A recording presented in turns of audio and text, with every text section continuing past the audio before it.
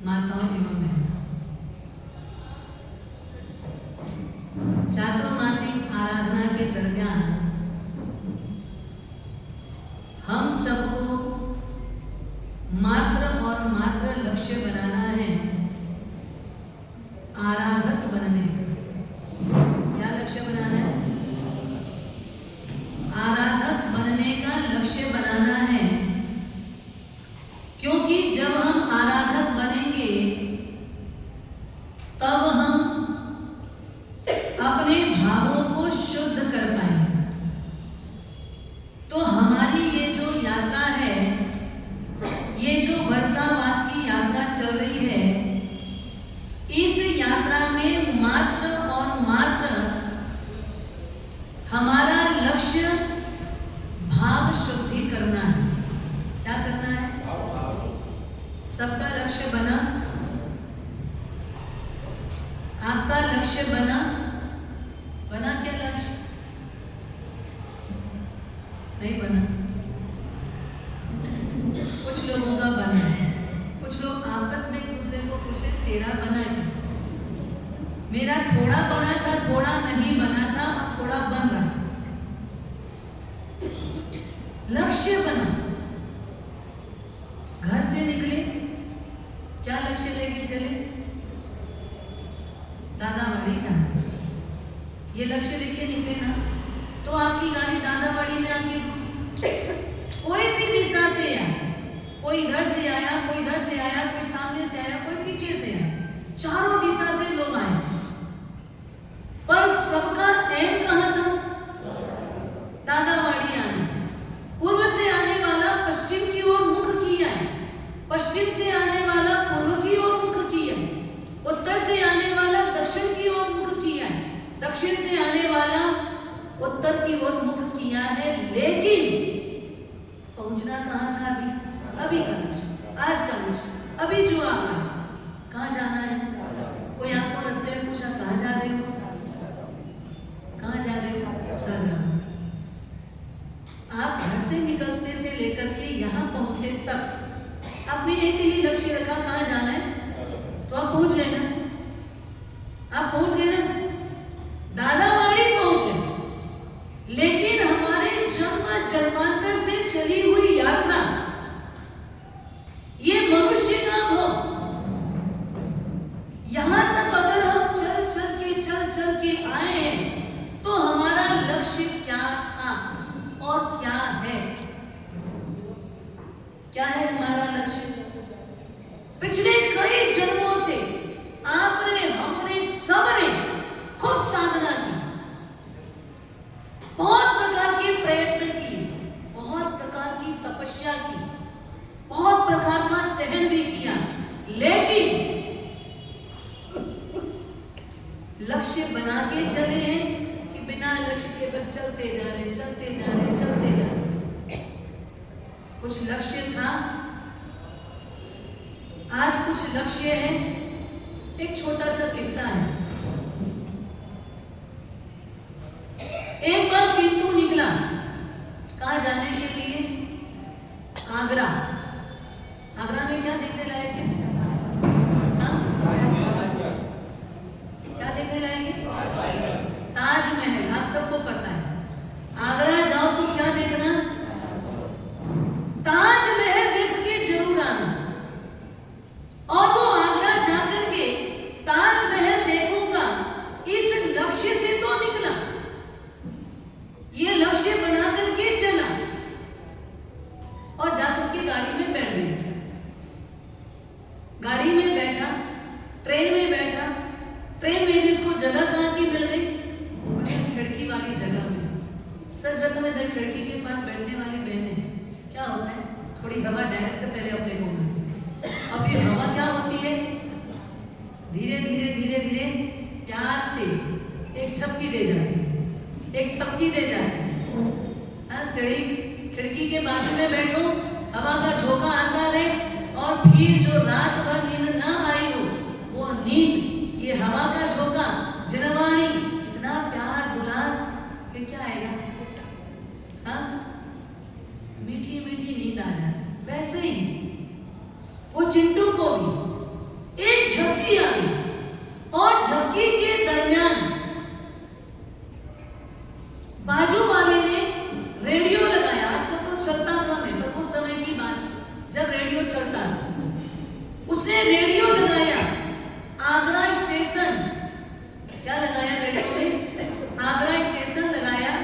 और आगरा स्टेशन लगते ही पहली स्वर वहां से ध्वनि एक निकली, आगरा स्टेशन में आपका स्वागत है।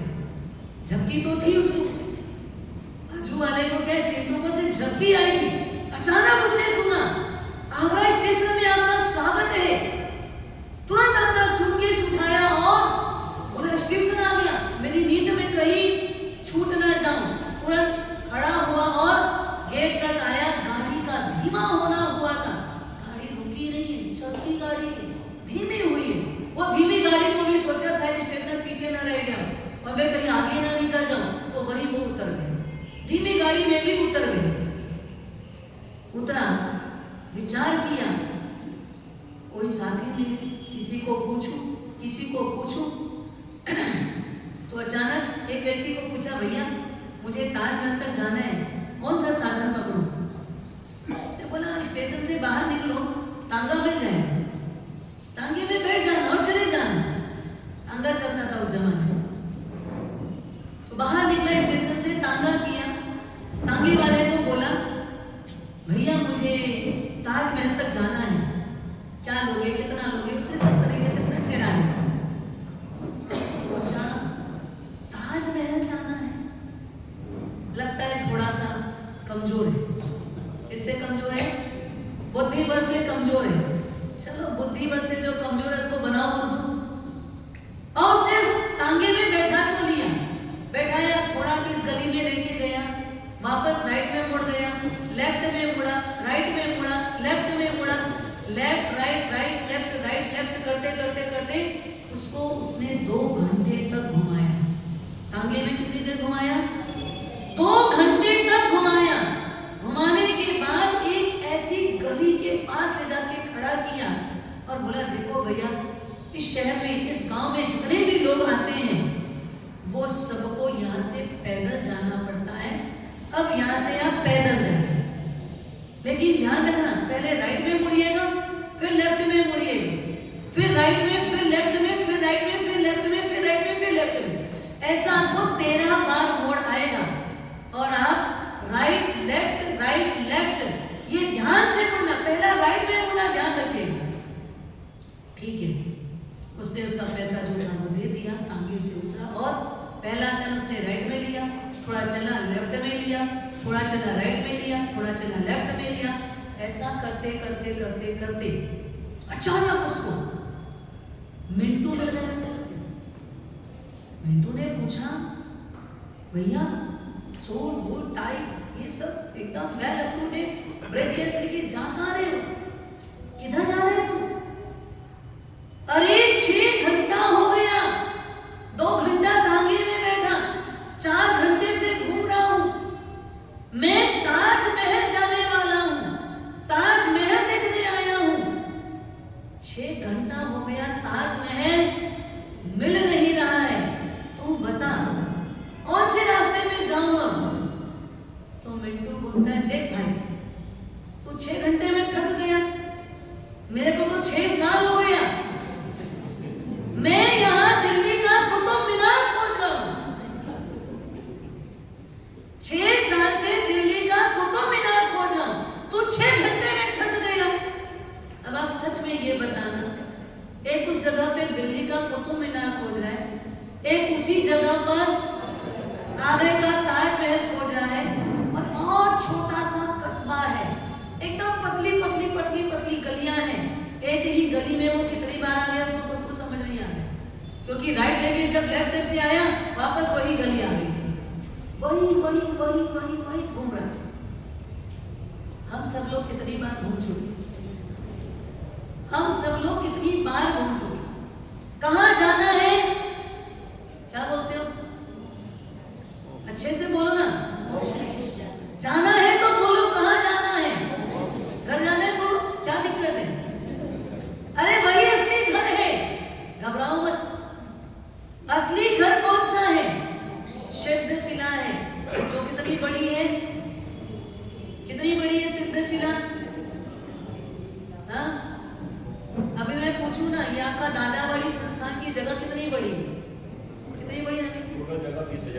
देखो इनको पूरा याद है 20,000 फुट, जबकि इनकी मालिकाना हक में नहीं है।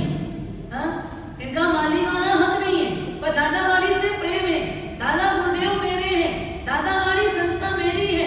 ये सब अपनापन होने से इनको एट ए टाइम भरी नींद में भी पूछ लो क्या बोलेंगे, ये टोटल जगह हमारे दादा, हमारे बोलेंगे साहब ना, हमारे दादावाड़ी की पूरी जगह कितनी है 20,000 फुट है, पर मेरा वो घर जो असली घर है वो कितना बड़ा है,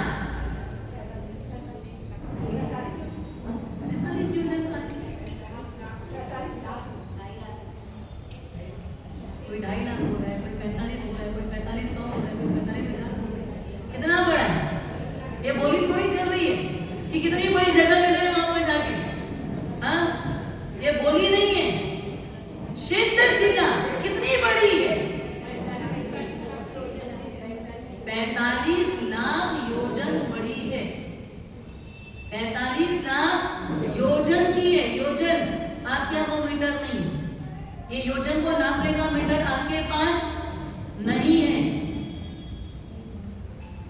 इतनी बड़ी शब्दशिला वो हमारा घर है, स्फटिक रत्न की है, वहां अनंत अनंत आत्माएं यहां से चल करके आगे बढ़ करके हमारे कई पूर्वज, एक नहीं अनंत अनंत पूर्वज कहां पहुंच गए साधना करके, भाव शुद्ध किए और कहां पहुंचे, वो भगवान का स्थान, वो परमात्मा का स्थान, जहां हमारी आत्मा एक बार जाने के बाद अब उसको कोई खाली, बोलो कोई खाली, कभी खाली कराएंगे क्या, कितने भी अनंत चले जाए, अनंत जाएंगे तो भी कोई खाली करवाएगा नहीं। अनंत अनंत आत्माएं, अनंत अनंत आत्माएं जा चुकी है, हाउसफुल है, एक भी सुई की नोक जितनी जगह खाली नहीं है, तो फिर वर्षा कैसे करें, फिर नहीं जाते, फिर कोई साधना नहीं करती, फिर नहीं मिलेगी जगह। तो मैं तो बता रही हूं आपको, हाउसफुल है, 1 इंच जगह भी खाली नहीं है, सुई की नोक जितनी जगह भी वहां पर खाली नहीं है। अब आप जाओगे तो कैसे रहोगे, मैं जाऊंगी तो कैसे रहेंगे, वहां सब अपने लोग हैं, वहां सब कैसे हैं, अपने लोग। एक आत्मा परमात्मा बन गई, फिर दूसरी आत्मा परमात्मा बन गई, तो परमात्मा परमात्मा क्या हो गए, सब एक हो गए ना, परमात्मा परमात्मा क्या हो गए, एक हो गए, सब समान हो गए, सब बराबर हो गए, सब अपने वाले हो गए, कोई वहां पराया नहीं है। उस जगह में अनंत आत्माएं जा चुकी है और अनंत आत्माओं के लिए आज भी जगह आरक्षित है, हाउसफुल है, फिर भी समा जाओ। दिए की जोत देखिए,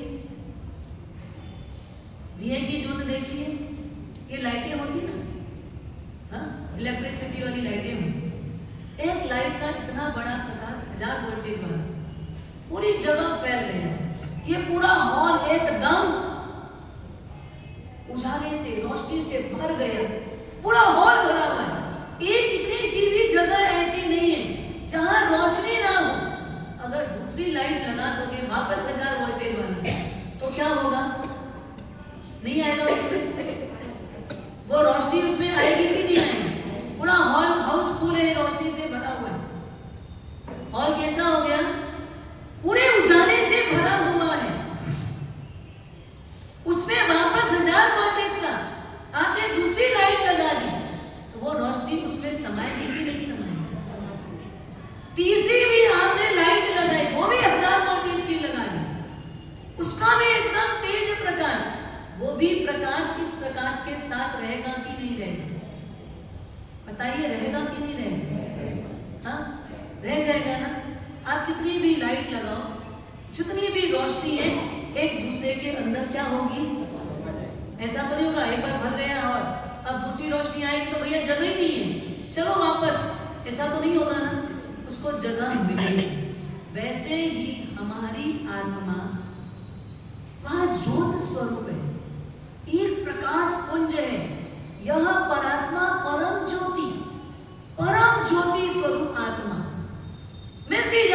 मिलती जाती, वहां कोई भी प्रकार की वस्तु नहीं है, कोई भी प्रकार की जिसको हम उपमित कर सके वैसा कोई द्रव्यात्मक चीज नहीं है। सिर्फ द्रव्य है तो कौन सा? आत्मद्रव्य, चेतन द्रव्य, वो ज्योति स्वरूप है। ज्योति में ज्योति मिल जाती है, ज्योति में ज्योति समा जाती है। वैसा हमारा अपना घर कौन सा है? अब चलोगे तो क्या बोलोगे? कहाँ जाना है? घर जाना है तो यहाँ का आपको मिट्टी का घर ही याद है, इसलिए आप घर नहीं बोल पाओगे। क्या बोलोगे? मुझे अपना घर, मेरा अपना निजी घर, जहां से कभी भी कोई भी कितना भी समय हो जाए कोई नहीं निकालेगा।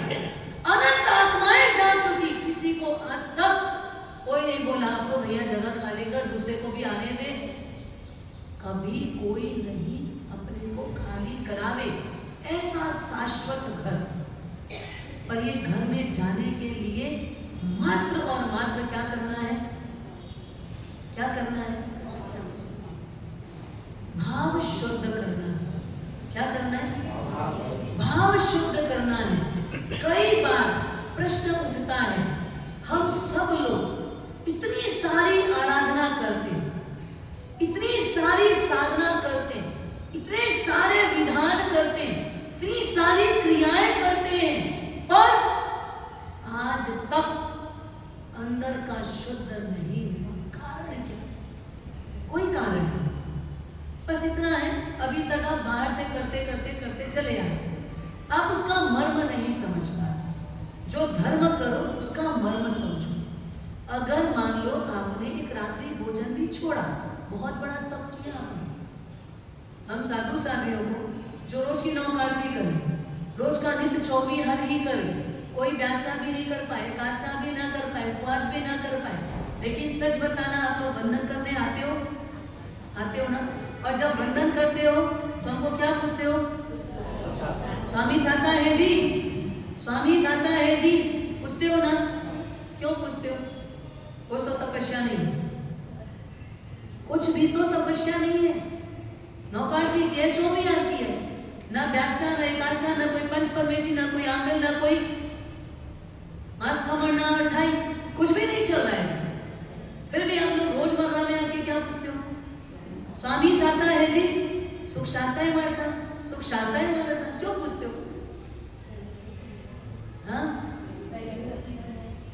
आप ये पूछते हो कि आपका रोज का एक नौकासी और 24 हार भी इसी तप से काम नहीं है। फर्जिया, चाहे कोई परिस्थिति आ जाए, कैसी भी परिस्थिति आ जाए, मरणासन्न की स्थिति आ जाए, कितना भी तेज बुखार हो, कैसा भी कैंसर हो, कैसा भी डायबिटीज हो, कितना भी डाउन स्तर पे जा रहा हो, रात का समय है, कुछ भी मुझे डाल नहीं सकते, उस समय पर भी ये अपनी तप में, अपनी साधना में अड़ीग रहते।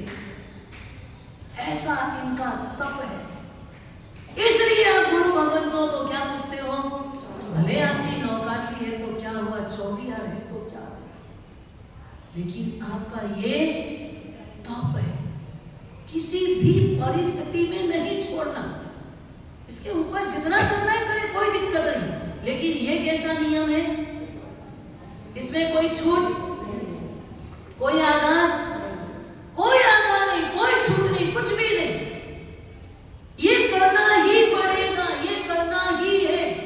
इसलिए बोलते हो ये तप की भी आपकी, हम कितनी भी गर्मी रहे, कितनी भी भयानक गर्मी है, 6 बजे 5:30 बजे से पानी छोड़ दिया है, 6:30 बजे से अब गला सूखने लग गया, 5 बजे पानी छोड़ा, 5:30 बजे सूर्यास्त का समय पानी छोड़ दिया, अब सूर्यास्त हुआ पानी की एक बूंद भी अंदर नहीं जाएगी।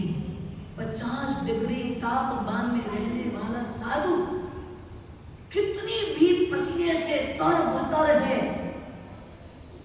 गाढ़ी प्यास लगी हुई है, कोई कह दे छूट है तो 2 लोटा पानी भी एक श्वास में पी लेगा। इतनी जैन साधु चाहे वो 8 वर्ष का हो, चाहे वो 80 वर्ष का हो, किसी भी परिस्थिति में रात को एक घूंट पानी भी लेगा नहीं लेगा। कैसी भी कंडीशन आ जाए, उसको पसंद है।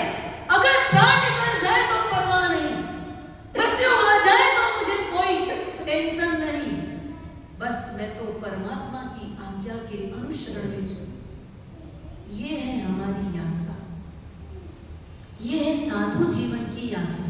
पर लक्ष्य क्या है? चिंटू और मिंटू की तरह का लक्ष्य तो बना, लेकिन लक्ष्य के अनुसार रास्ता भी चाहिए।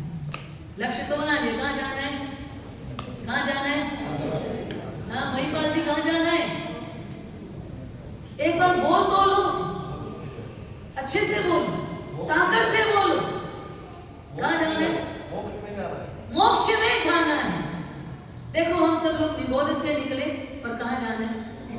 हमारी यात्रा बस इतनी है, निगोद से निकले और निर्वाण प्राप्त करना, ये हमारी यात्रा है।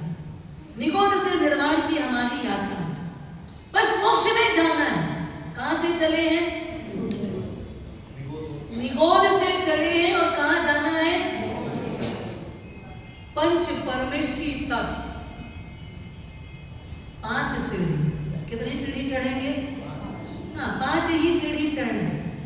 1 2 3 4 और 5 सीढ़ी। पंच परमेष्ठी, ओम अगर बोलो, पंच परमेष्ठी का समावेश है।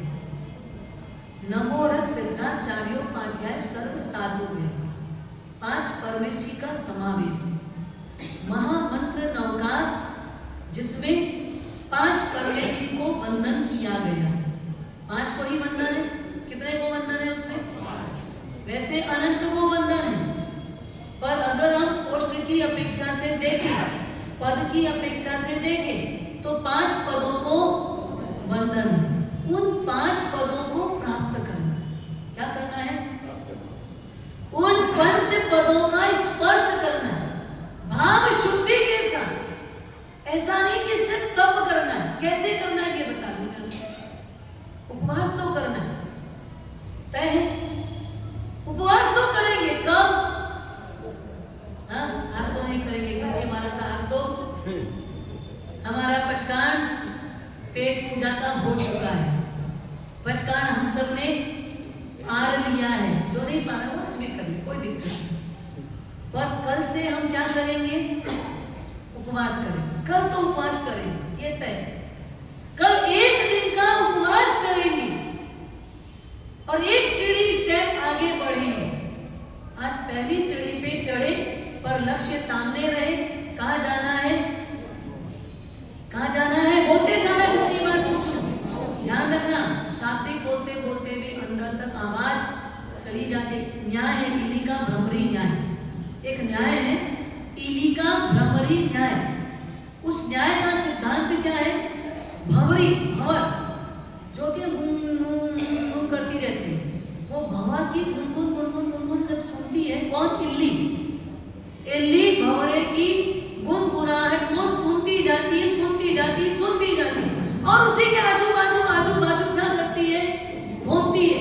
तो घूमते घूमते घूमते घूमते वो इल्ली भी भंवरे की तरह गुनगुनाना सीख जाती है। भंवरे का गुण है, इल्ली का गुण है गुनगुनाना। पर भंवरे की बार बार गुनगुनाहट को सुन करके इल्ली ने क्या सीखा?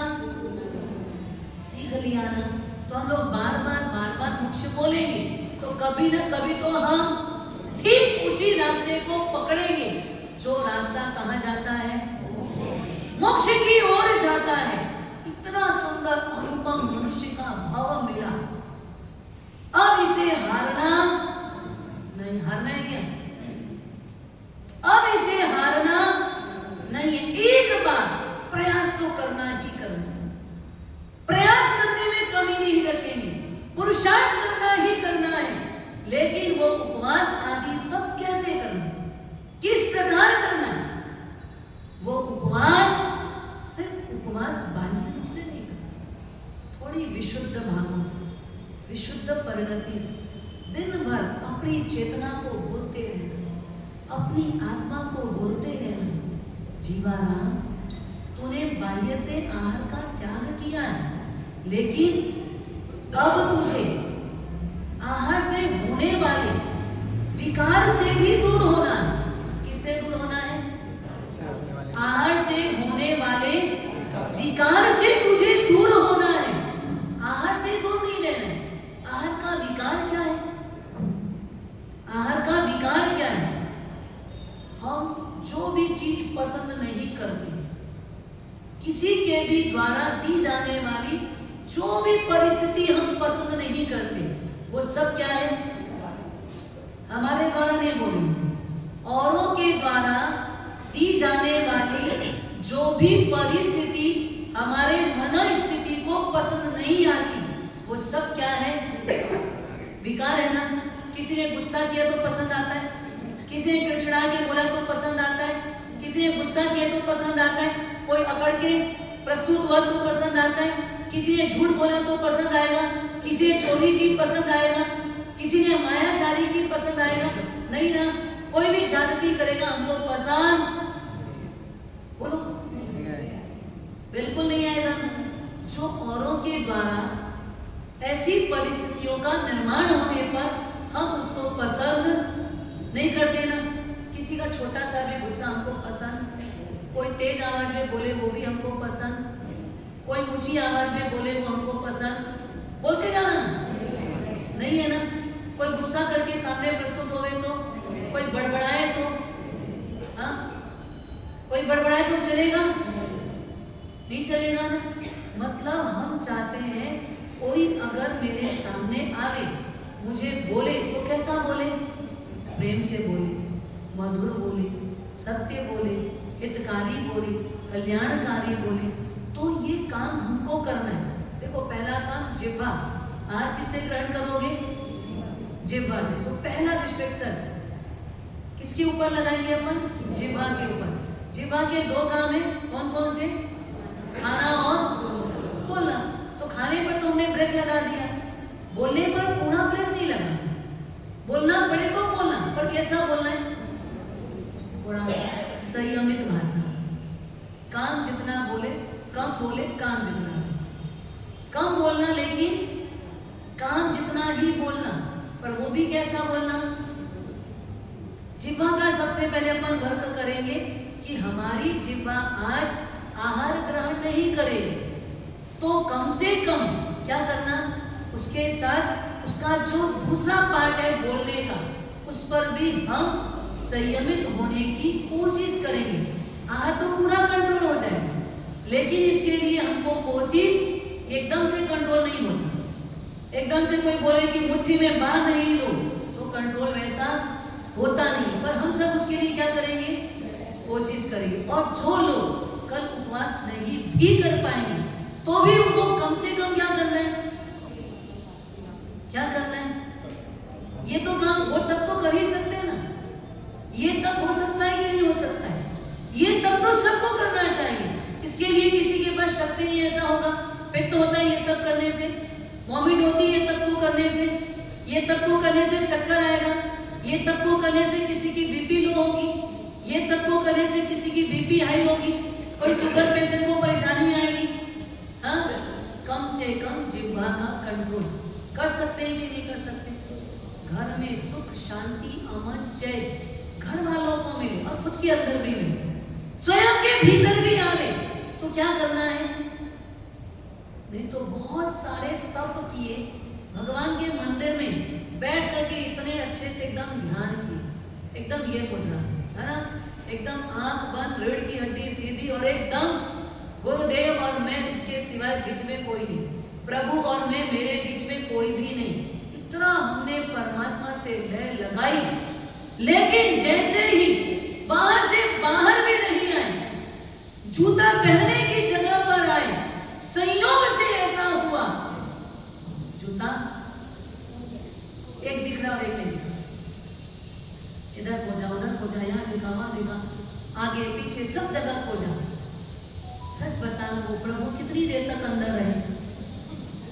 जो प्रभु से आप 10 मिनट पैर लगा के आए थे, जिस प्रभु से आपने अपनी जोत मिलाने की इच्छा शक्ति रखी, प्रयास किया, 10 मिनट आप प्रभु के पास बैठे और बाहर आकर के अभी 2 मिनट भी नहीं हुआ है, सच बताना क्या होगा?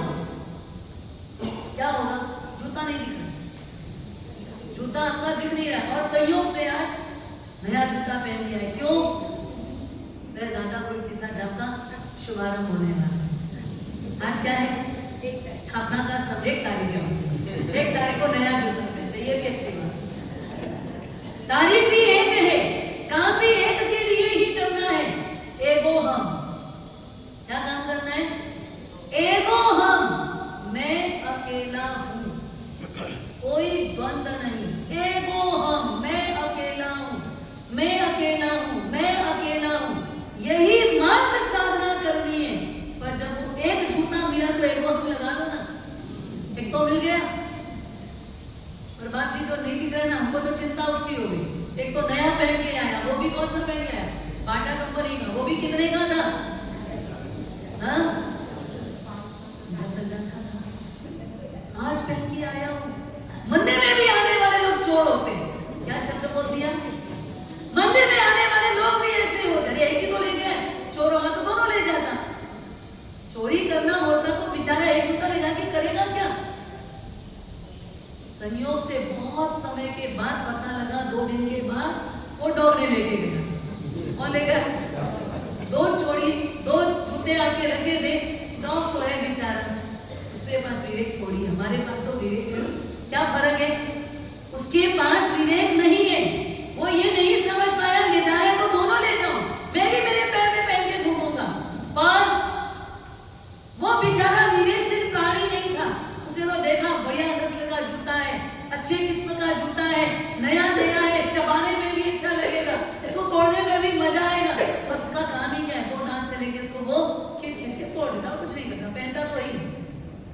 2 दिन के बाद वो जूता दिखा तो चौकीदार बेचारा सामने ला के रखा, जिसका होगा वो ले जाएगा।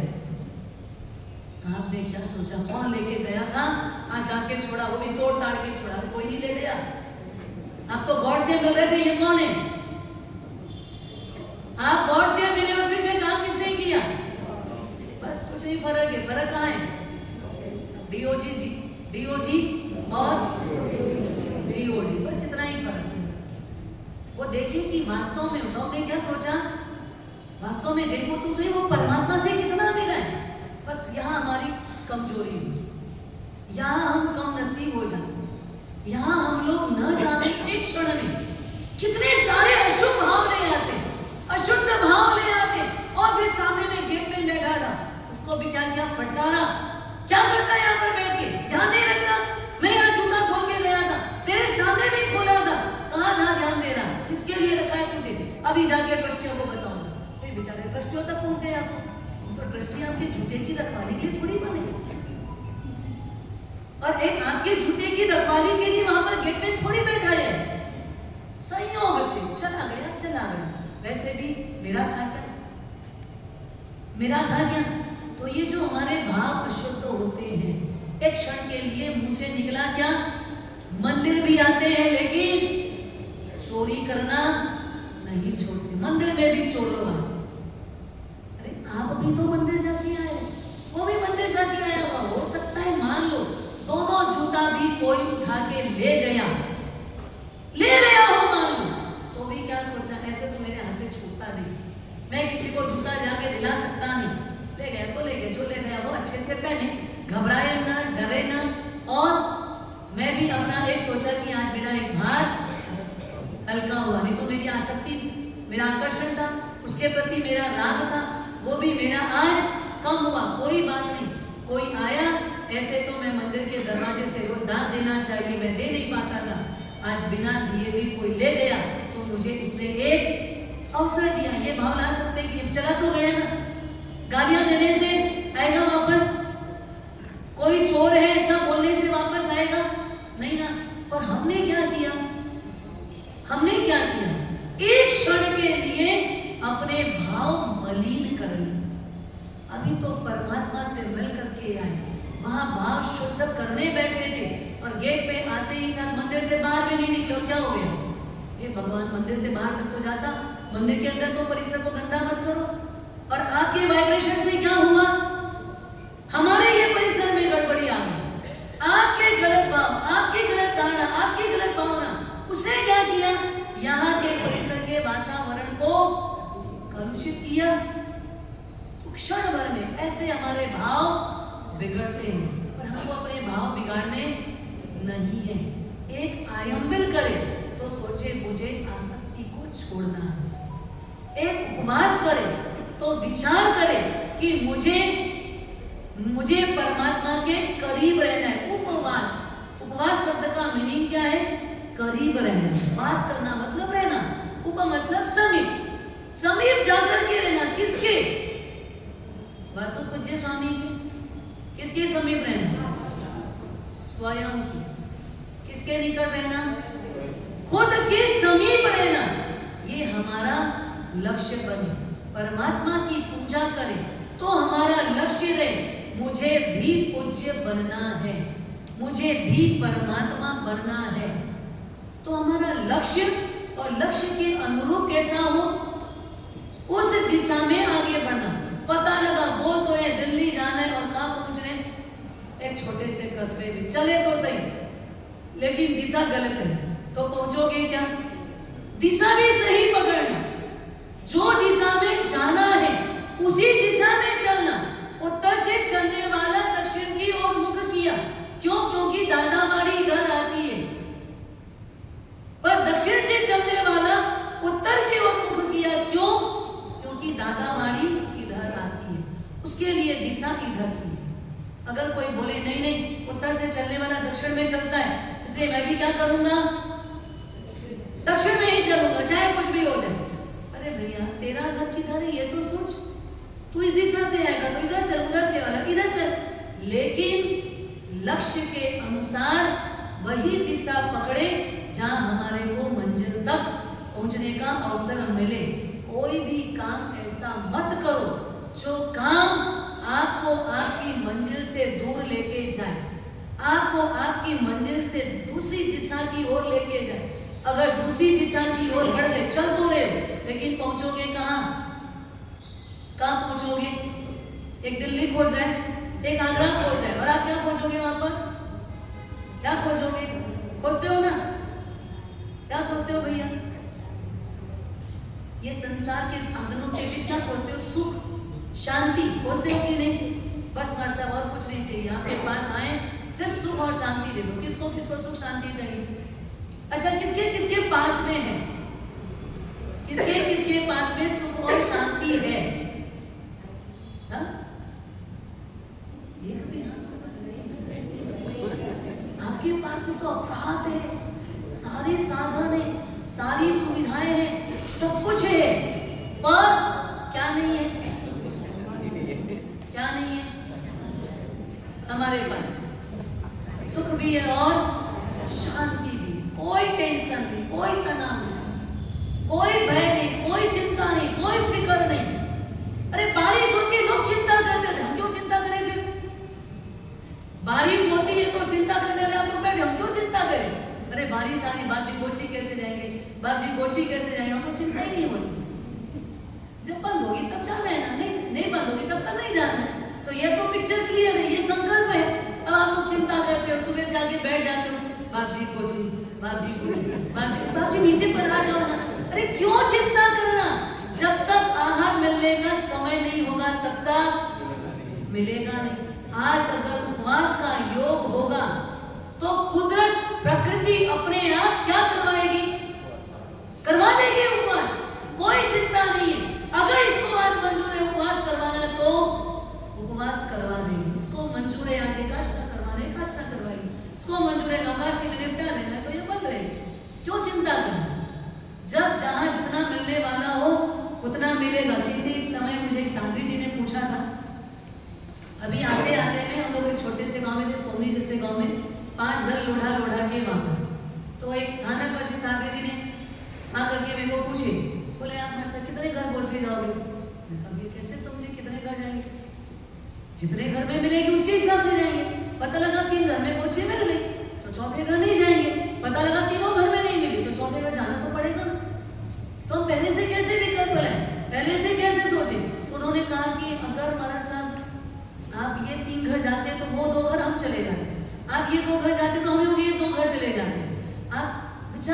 बताऊं ना कि आप कौन कौन से घर जाओगे।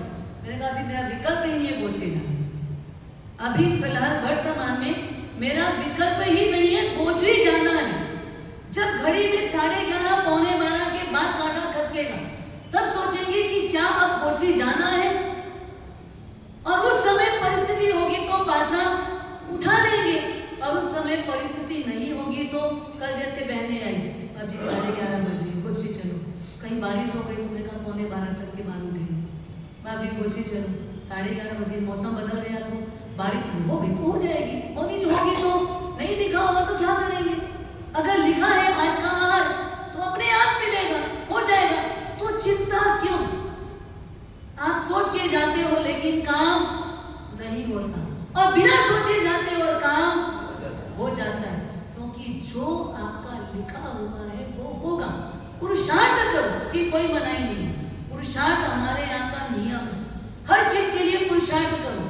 मिल जाए तो अपने आप को, अपने परमात्मा को, अपने गुरुजनों को, अपने पूज्य जनों को धन्यवाद देना, और ना मिले तो क्या बोलना, आपने मुझे एक मौका दिया पुनः पुरुषार्थ करने का, फिर से एक मौका दिया पुनः पुरुषार्थ करने का, पर हारना तो कतई कतई और कतई नहीं है। तो कल सभी को क्या करना है, एक तो जितनी भी बहनें आवे, जितनी भी बहनें हैं, कल सबको ऑरेंज साड़ी में आना है। कौन से कलर की साड़ी में आना है, जितने भी तपस्या करने वाले हैं उन सभी को ऑरेंज कलर के ड्रेस में आना है, और भाई लोगों को कौन से ड्रेस में आना है, आप सभी को पूजा के कपड़े में आना है, ठीक है, आप सभी को धोती दुपट्टा पूजा के कपड़े में आना है, पूजा के कपड़े में भाई आएंगे और बहनें लोग केसरिया कलर में आएंगे, ताकि हमारी भावना केसरिया केसरिया केसरिया आनंद के अतिरेक में जाए, आनंद धाम तक की यात्रा करनी है, और सबको अपने अपने एक एक नारियल उसके ऊपर 51 रुपए रख करके मौली बांध करके लाना। पर सामयिक लोगे तो अपने नारियल को थोड़ा दूर में रखिएगा, क्योंकि आएंगे तब तो थोड़े प्रवचन चलेगा, प्रवचन के करीब करीब 40 मिनट के बाद हमारी ये क्रिया प्रारंभ होगी, इस बात को ध्यान रखिएगा। तो आए तो नारियल से किसी का भी संघटना आदि न हो, इस बात को ध्यान रखेंगे। एक नारियल उसके ऊपर 51 रुपए रख करके मौली बांध करके लेकर के आना, इतना सामान आप लेकर के आएंगे, बाकी सामग्री यहाँ से दे दी जाएगी। जितने भी तपस्या करने वाले हैं ये साधन अपना स्वयं का पूरी भावना के साथ, शुद्ध भावों के साथ लेकर के आए, और कल उपवास होगा। और आज क्या होगा, कल का तो करना नहीं चाहिए, जो करना है वो क्या करना, आज करना। तो आज क्या करेंगे अपन, वो उपवास का संकल्प कर रहे हैं, क्योंकि कोई भी काम को कल के लिए नहीं टालना चाहिए। क्या करना चाहिए, आज करना चाहिए। तो हम आज क्या करेंगे, उत्तम धारणा, परम उत्तम धारणा संघ की तरफ से यहाँ रखा गया है। तो धारणा करने के लिए जो समय आपको, क्या समय दिया गया, 4:30 बजे से यहाँ पर धारणा की व्यवस्था है। क्या धारणा करना है, घर से धारणा करके ये मत आना कि वहाँ ये खाऊंगी, ऐसा खाएंगे, ये आइटम लेंगे, वो आइटम लेंगे, ये धारणा नहीं है। यहाँ आना है, पर धारणा क्या लेके आना है, कल का जो सूरज उगेगा उसमें मुझे उपवास करना है। उस उपवास की धारणा यहाँ करवाई जाएगी। तो उपवास की धारणा के लिए पहले आपको पेट पूजा करवा करके फिर प्रभु पूजा, आत्मा पूजा, परमात्मा पूजा की ओर ले जाया जाएगा। तो ध्यान रखिएगा, समय से आना, आराम से, इत्मीनान से धारणा करना, शुद्ध भावों से धारणा करना। और आज हमने सबने गुरुदेव इक्तिसार जाप के लिए स्थापना कर दी है। अब इक्तिसार जाप में क्या क्या होगा, कैसे कैसे होगा, वो यहाँ पर स्टेज में खड़े होकर बताने वाले आपको सारी सूचना दे देंगे। ओम शांति शांति शांति।